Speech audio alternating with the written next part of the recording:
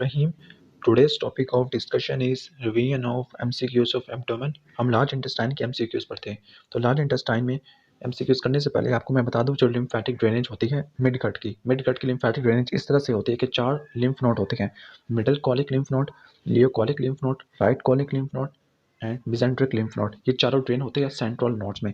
Central node आके जाएगा superior mesenteric lymph node में, सुपीरियर मेसेंट्रिक लिम्फ नोड जाएगा intestinal lymphatic tract, intestinal lymphatic trunk, और intestinal lymphatic trunk जाएगा सिस्टाना काइली। मतलब सिस्टाना काइली लेगा इंटेस्टिनल लिम्फेटिक ट्रंक से, इंटेस्टिनल लिम्फेटिक ट्रंक लेता है सुपीरियर मेसेंट्रिक लिम्फ नोड से, सुपीरियर मेसेंट्रिक लेती है सेंट्रल नोड से, सेंट्रल नोड से लेती है 4 से।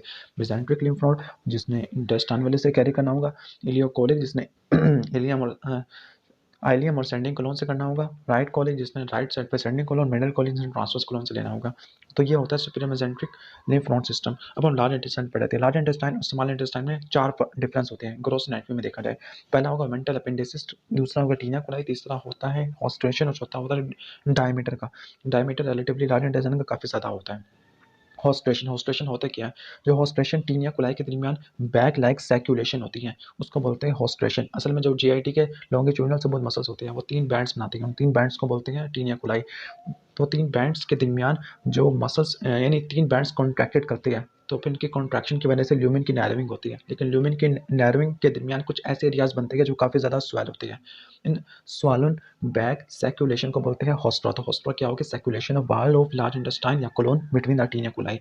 फिर बात करते हैं टीनिया कोलाई। टीनिया कोलाई क्या होती है? टीनिया कोलाई मैंने कहा था कि जो लॉन्गिट्यूडिनल कॉर्ड होता है, वहाँ के स्मूथ मसल फाइबर 3 लेयर्स बनाते हैं, 3 लेयर्स बनाते हैं, उसको बोलते हैं taenia coli. Taenia coli start होते हैं अपेंडिक्स से, मतलब अपेंडिक्स पे होते नहीं है, लेकिन अपेंडिक्स से स्टार्ट होती है, स्पेसिफिकली अपेंडिक्स की बेस पर। अपेंडिक्स का वो वाला पार्ट जो उसको सीकम से अटैच करेगा, उसको बोलेंगे अपेंडिक्स की बेस, और यहाँ पे एक मेसेंट्री अटैच होगी, जिसको बोलेंगे मीजो अपेंडिक्स। क्या बोलते हैं उसको? Mesoappendix. अब हम बात करते हैं टीनिया कोलाई की बात करें तो जो टीनिया कोलाई असल में लॉन्गिट्यूडिनल स्मूथ मसल लेयर होती है कोलोन की, उसके 3 बैंड्स होते हैं। अपेंडिक्स के बेस से स्टार्ट होने के बाद 3 बैंड्स में डिवाइड होते हैं, और 3 बैंड डिपेंडिंग अपॉन कहाँ पे अटैच होते हैं उनके नाम वही दे देते हैं। फॉर एग्जाम्पल, अगर वो ट्रांसवर्स कोलोन या सिग्माइड कोलोन पे अटैच हो, क्योंकि आपके कोलोन में सिर्फ 2 जगह पे मेसेंट्री होती है, ट्रांसवर्स में और सिग्माइड कोलोन में। तो अगर ट्रांसवर्स मीजोकोलोन और सिग्माइड मीजोकोलोन यहाँ पे अटैच हो, तो उसको बोलते हैं मीजोकोलिक टीनिया। अगर ये ओमेंटल अपेंडिसिस पे अटैच होती है, ओमेंटल अपेंडिसिस को देख लेते हैं, जिसको एपिप्लोकाई भी बोलते हैं। तो ओमेंटल अपेंडिसिस पे अटैच होने वाले लॉन्गिट्यूडिनल बैंड को बोले कि ओमेंटल टीनिया। कुछ ऐसी होगी जो ना ही मेसोकोलोन पे अटैच होकर, ना ही ओमेंटल अपेंडिसिस पे अटैच होकर, तो उनको बोलेंगे फ्री टीनिया। तो फ्री टीनिया, ओमेंटल टीनिया और मेसोकोलिक टीनिया। मेसोकोलिक टीनिया ट्रांसवर्स और सिग्माइड मेसोकोलोन से, फ्री टीनिया किसी से अटैच नहीं होते, ओमेंटल टीनिया ओमेंटल अपेंडिसिस से। फ्री टीनिया को हम टीनिया लाइब्रा भी बोलते हैं, क्योंकि ये लिबरल होते हैं, मतलब ये आज़ाद होते हैं। फिर ओमेंटल अपेंडिसिस का बताना था। ओमेंटल अपेंडिसिस असल में जो ओमेंटम होता है, ओमेंटम अटैच होता है ट्रांसवर्स कोलोन से स्पेसिफिकली। तो यहाँ पे आपको फैटी ओमेंटल लाइक प्रोजेक्शन, यहाँ पे फैटी टिश्यू काफी ज्यादा देखने को मिलता है। उस फैटी टिश्यू को बोलते हैं ओमेंटल अपेंडिसिस। अपेंडिसिस एपिप्लोकाई भी बोलते हैं उसको, अपेंडिसिस एपिप्लोकाई। अब मैंने आपको बताया था टीनिया कोलाई कहाँ से निकले। टीनिया कोलाई निकले थे बेस ऑफ अपेंडिक्स से। बेस ऑफ अपेंडिक्स से निकलने के बाद 3 बैंड्स में डिवाइड होकर, 3 बैंड्स में डिवाइड होने के बाद पूरी लार्ज इंटेस्टाइन पर रन करेंगे। इसके बाद वो मर्ज हो जाएगी रेक्टो सिग्मॉइड जंक्शन पर, मतलब जहाँ पे रेक्टम स्टार्ट हो रही होगी, तो रेक्टम के लॉन्गिट्यूडिनल कॉर्ड पे आके ये यूनिफॉर्म हो जाएगी। मतलब रेक्टम पे और अपेंडिक्स पर ये टीनिया कोलाई नहीं होती, बल्कि रेक्टो सिग्मॉइड जंक्शन पे आके टीनिया कोलाई या 3 बैंड्स मिलके सिंगल लॉन्गिट्यूडिनल बैंड बना लेती है। किसका? रेक्टम का।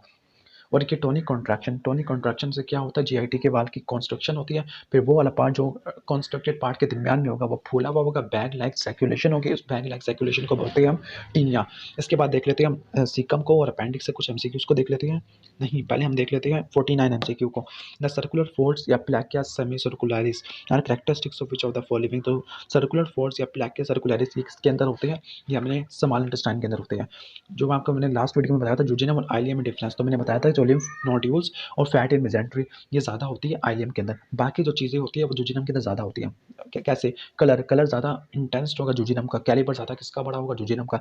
जो वाल होगी ज़्यादा थिक और हैवी होगी, जूजिनम की होगी। वेस्कुलरिटी ज़्यादा किसकी होगी? जूजिनम की होगी। वाजर एक्टा और आर्टीरियल आर्केड्स जो सुपीरियर मेसेंट्रिक आर्टरी मिडगट को सप्लाई करती है, जूजिनम और आइलियम को तो लूप्स बनाती है, उसको बोलते हैं आर्केड्स। तो आर्केड्स ज़्यादा लंबे लंबे किस में होंगे? जूजिनम में होंगे। जो वाजर एक्टा आर्केड्स लार्ज तो हो गए, लार्ज लूप जूजिनम में हो गए, लेकिन ये फ्यू हो गए। इसके साथ जो वाजर एक्टा है लंबे लंबे यानी स्ट्रेट वेसल्स भी जूजिनम में होगी। इसके साथ प्लैकिया सर्कुलरिस लार्ज हो गए, टाल हो गए और क्लोजली पैक हो गए, ये भी जूजिनम में होगी। मतलब जूजिनम में कलर, कैलिबर, वाल, मस्कुलरिटी, वाजर एक्टा, आर्केड्स एंड प्लैकिया सर्कुलरिस ये ज़्यादा डोमिनेंट होते हैं, जबकि आइलियम के अंदर फैट इन मेजेंट्री और लिम्फाइड नोड्यूल्स, या फिर आप ये कह सकते हैं कि आर्टीरियल आर्केड्स का नंबर ये भी ज़्यादा होता है आइलियम के अंदर, लेकिन वो आर्टीरियल आर्केड्स शॉर्ट लूप के होते हैं। 50 MCQ, omental appendices are located in which of the following structure. तो मैंने कहा था omental appendices taenia coli, haustra और डायमीटर का ज़्यादा होना, ये प्रॉपर्टी होती है लार्ज इंटेस्टाइन की। तो कौन सा पार्ट है लार्ज इंटेस्टाइन का यहाँ पर? असेंडिंग कॉलोनी आपको नजर आ रहा है यहाँ पर। इसके बाद देखे थे there are no taenia coli in which of the following structure. मैंने आपको बताया था टीनिया कोलाई कहाँ कहाँ नहीं होते। स्मॉल इंटेस्टाइन में तो बिल्कुल नहीं होंगे, लार्ज इंटेस्टाइन में अगर हम बात करें रेक्टम पे नहीं होते और अपेंडिक्स वाली पार्ट पे नहीं होते, क्योंकि अपेंडिक्स के बेस पर स्टार्ट होते हैं और रेक्टम के लॉन्गिट्यूडनल कॉर्ड पे आके यानी रेक्टोसिग्मॉइड जंक्शन पे आके ये कंटिन्यूअस लॉन्गिट्यूडनल लेयर बनाते हैं। बल्कि टॉनिक कॉन्ट्रैक्शन से गट की वाल की तो शॉर्टनिंग होती है, लेकिन उसके एडजेसेंट पार्ट की सैक्यूलेशन होती है। उस एडजेसेंट पार्ट की सैक्यूलेशन को बोलते हैं हॉस्ट्रा। तो यहाँ पर सही जवाब होगा अपेंडिक्स, और अपेंडिक्स के साथ साथ दूसरा पार्ट है रेक्टम, यहाँ पे भी नहीं होते। 52 अपेंडिकुलर आर्टरी। अपेंडिकुलर आर्टरी को पढ़ने से पहले हम सीकम और अपेंडिक्स का थोड़ा सा ब्रीफ ओवरव्यू ले लेते हैं। सीकम और अपेंडिक्स होता क्या है? सीकम और अपेंडिक्स लार्ज इंटेस्टाइन के सबसे प्रॉक्सिमल पार्ट होती है। सीकम स्टार्ट होता है आइलियम से, यानी आइलियम जहाँ खत्म होता है वहाँ से सीकम स्टार्ट होता है, सीकम से फिर अपेंडिक्स निकलेगा और सीकम कंटिन्यू हो जाएगा superiorly as the ascending colon. अब सीकम की एनाटॉमिकल पोजीशन क्या होगी? सीकम की एनाटॉमिकल पोजीशन होती है इलियक फोसा। इलियक फोसा हमने रीजन्स किए थे, तो 9 एब्डोमिनल रीजन में ये कहाँ पे होगा? इलियक फोसा में होगा। इलियक फोसा, और अगर क्वाड्रेंट वाइज देखा जाए तो ये राइट लोअर क्वाड्रेंट पे होगा। तो क्वाड्रेंट होगा राइट लोअर क्वाड्रेंट, फोसा होगा इलियक फोसा होगा। और ये जंक्शन मैंने आपको बताया था टर्मिनल आइलियम और, ठीक हो गया, टर्मिनल आइलियम और सेंडिकुलर इनके जंक्शन पे पड़ा होता है, मतलब सेंडिकुलर ऊपर और टर्मिनल आइलियम इसके मीडियली पड़ा हुआ होता है। आगे देख लेते हैं। जो सीकम के पास कोई मिजेंट्री नहीं होती, सीकम के पास कोई मिजेंट्री नहीं होती, और इसके साथ जो उसकी फ्रीडम भी मूवमेंट होती है, मतलब ये मोबाइल भी हो सकता है, इसके पास मोबिलिटी भी होती है। अगर इसकी मोबिलिटी होगी तो फिर यहाँ पे सीकल फोल्ड्स देखने को मिलेंगे। वो वॉल्वुलस भी काज कर सकते हैं या फिर सीकल बेसिकल भी काज कर सकते हैं, वो तो हमने क्लिनिकल कोरिलेट्स के अंदर देखना है। अब जो इंपॉर्टेंट जहाँ पर जंक्शन होता है किसका? सीकम का और आइलियम का, वहाँ पर आपको दो चीज़ें देखने को मिलती है। एक चीज़ आपको देखने को मिलती है डाइसेक्शन में, मतलब डेड बॉडी के अंदर। दूसरी चीज़ आपको देखने को मिलती है लिविंग बॉडी के अंदर। जो डाइसेक्शन वाली में जो आइलियल ओरिफिस होते हैं, आइलियल ओरिफिस यानी वो ओरिफिस जिसकी वजह से आइलियम खत्म होगी किसके अंदर? सीकम के अंदर। जो आइलियल ओरिफिस होगा ठीक हो गया, वो इलियोस यानी वो सीकम के अंदर एंटर होगा तो फिर इसको सराउंड करने वाला इलियोकोलिक लिप्स हो गए। क्या होगी वहाँ पर? इलियोकोलिक लिप्स हो गए। लेकिन अगर लिविंग बॉडी के अंदर देखा जाए तो लिविंग बॉडी के अंदर आपको ऐसा कुछ नहीं देखने को मिलता, बल्कि इसके बजाय आपको देखने को मिलता है आइलियल पेपिला। क्या देखने को मिलता है? आइलियल पेपिला। तो जो इलियोकोलिक लिप्स और जो इलियोकोलिक लिप्स सुपीरियर इन्फीरियर होते हैं, सुपीरियर और इन्फीरियर होते हैं, और ये सुपीरियर इन्फीरियर ये मिलेंगे तो बनाएंगे फ्रेनुलम ऑफ आइलियल ओरिफिस। क्या बनाते हैं? फ्रेनुलम। फ्रेनुलम का मतलब यहाँ पे दो चीज़ें मिलती है, सुपीरियर इन्फीरियर फोल्ड मिलकर बनाते हैं फ्रेनुलम ऑफ आइलियल ओरिफिस होती है। अब ये कहा जाता है कि जब सीकम की डिस्टेंशन होती है तो कहीं आगे फीसेस वापस आइलियल में ना चले जाए, तो जो लिप्स होते हैं और फ्रेनुलम होती है ये टाइटली कॉन्ट्रैक्ट करते हैं, जिसकी वजह से ये एक वाल्व लाइक का काम करते हैं। वाल्व लाइक क्लोयर की वजह से सीकम के कंटेंट आइलियम के अंदर रिफ्लक्स नहीं करते, यानी एक वाल्व लाइक मैकेनिज्म होता है, वो सिर्फ डेड बॉडी के अंदर देखने को मिलता है। वाल्व लाइक मैकेनिज्म किसकी वजह से हुआ? फ्रेनुलम ऑफ आइलियम ओरिफिस की वजह से हुआ और इलियोकोलिक लिप्स की वजह से हुआ। तो लिप्स ऑफ इलियोकोलिक या इलियोकोलिक लिप्स सुपीरियर इन्फीरियर थे और फ्रेनुलम ऑफ आइलियल ओरिफिस ये वाल्व लाइक क्लोयर का काम करते हैं, सीकम के कंटेंट को आइलियम के अंदर नहीं जाने देते। लेकिन ये हमें मैकेनिज्म डाइसेक्शन में देखने को मिलता है डेड बॉडी के अंदर। लेकिन लिविंग बॉडी के अंदर क्या मैकेनिज्म देखने को मिलता है? ये रिफ्लेक्स को प्रिवेंट करने के लिए। तो जो वाल्व लाइक मैकेनिज्म है लिविंग बॉडी के अंदर कोई काम नहीं करता होता। फिर रिफ्लेक्स को इनहिबिट करने के लिए टॉनिक कॉन्ट्रैक्शन की वजह से एक प्रोजेक्शन नजर आती है, उस प्रोजेक्शन को बोलते हैं आइलियल पेपिला सीकल साइड के ऊपर। मतलब जो म्यूकोजा होता है, म्यूकोजा की टॉनिक कॉन्ट्रैक्शन की वजह से, सिग्मा में टॉनिक कॉन्ट्रैक्शन की वजह से आइलियल पेपिला मिलता है। आइलियल पेपिला सीकल साइड पे देखने को मिलेगा। ये आइलियल पेपिला फ्लैप लाइक वाल्व का काम करेगा, यानी ये रिफ्लेक्स को प्रिवेंट करेगा। मतलब जो रिफ्लेक्स ऑफ कंटेंट को प्रिवेंट करने के लिए कहीं ऐसा ना हो कि सीकम के कंटेंट आइलियम के अंदर चले जाएं, तो फिर लिविंग बॉडी के अंदर आइलियल पेपिला जो कि सीकल साइड के ऊपर देखने को मिलता है, और डायसेक्शन यानी डेड बॉडी के अंदर इलियोकोलिक लिप्स सुपीरियर इन्फीरियर उनके मिलने की वजह से फ्रेनुलम ये वाल्व लाइक क्लोजर करवाते हैं। अब देख लेते हैं अपेंडिक्स को। अपेंडिक्स को हमारे अपेंडिक्स भी बोलते हैं, जिसको वार्म लाइक भी बोलते हैं। इंटेस्टिनल डायवर्टिकुलम होता है जिसके अंदर लिम्फाइड टिश्यू काफी ज्यादा होते हैं। कहाँ से निकलता है? पोस्टोमीडियल पार्ट ऑफ सीकम से निकलता है, इन्फीरियर टू इलियोसिकल जंक्शन। जहाँ पे इलियोसिकल जंक्शन उसके इन्फीरियरली देखने को मिलता है। अपेंडिक्स की एक शॉर्ट मिजेंट्री होती है जिसको बोलते हैं मीजो अपेंडिक्स। मीजो अपेंडिक्स असल में जो मिजेंट्री होती है टर्मिनल आइलियम की उसके पोस्टीरियर एंड से ड्राइव होती है, posterior side of mesentery of terminal ileum उससे ड्राइव होती है मीजो अपेंडिक्स। और मीजो अपेंडिक्स वो सीकम सीकम से और प्रॉक्सिमल पार्ट ऑफ अपेंडिक्स से अटैच होती है, लेकिन टिप से अटैच नहीं होती। दोबारा बता देता हूँ, मेसोअपेंडिक्स, मेसोअपेंडिक्स असल में क्या होती है? मेसोअपेंडिक्स मेसेंट्री होती है, ट्रायंगुलर मेसेंट्री होती है, जो कि सीकम को और अपेंडिक्स को जोड़ के रखती है किसके साथ? Posterior part of mesentery of terminal ileum, तो उसको बोलते हैं मेसो अपेंडिक्स। लेकिन ये टिप तक नहीं जाती, जिसकी वजह से अपेंडिक्स जो टिप होती है काफ़ी ज़्यादा वेरिएबल इन पोजीशन होती है। अपेंडिक्स की जो टिप होती है इसकी बहुत सारी पोजीशंस होती है जो आपको आनी चाहिए। तो इसमें इंपॉर्टेंट पोजीशंस मैं आपको बता देता हूँ इसके अंदर कि क्या क्या पोजीशंस होती है अपेंडिक्स की। तो अपेंडिक्स की पोजीशन को देखने के लिए हम इसको रिजेंबलेंस देंगे क्लॉक से, एक क्लॉक से। तो फिर हम इसकी पोजीशन बताएंगे क्लॉक की सुइयों के हिसाब से, यानी घड़ी की सुइयों के हिसाब से।